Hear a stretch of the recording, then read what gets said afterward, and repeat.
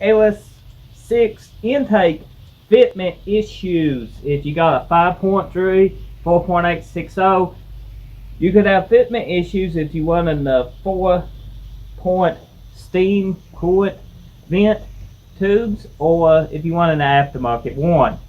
So let's jump into it and I explain to you how to fix that using this ls6 intake as a demonstration. So the issue starts, the reason your ls6 intake isn't fitting is not that it won't bolt on, but it's on the bottom of it, it's flat compared to a ls1 intake.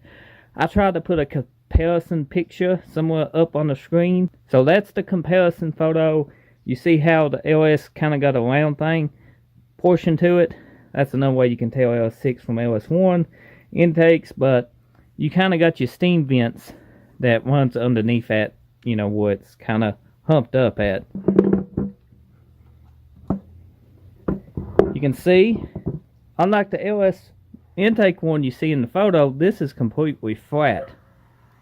And it kind of, you know, you kind of can't use it because your steam vents is hitting these little notches here, these little lines. So what you want to do now, I'm not going to do it to this one because we have no vent tubes that needs clearancing for. It just got the single vent tube on the front, factory 5.3. Is you want to take a grinder or some sandpaper and sand these completely smooth. Just the little notches down here. Don't go past it. You're not going to hurt your intake. It's extremely thick. But you need to just knock these wedges down. Make it all smooth. A sander works great. A grinder does, but you can take too much off too fast. So just take your time here. Smooth it down. I tried to find a photo of one already smooth to give you an idea of what you need to do.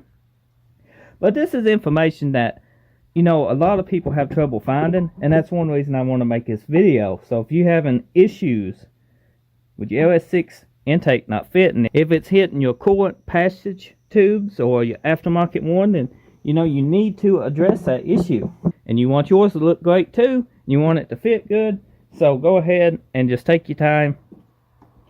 Do your intake just like many others have done. Remove the wedges and you should be good to go. I hope this information was helpful.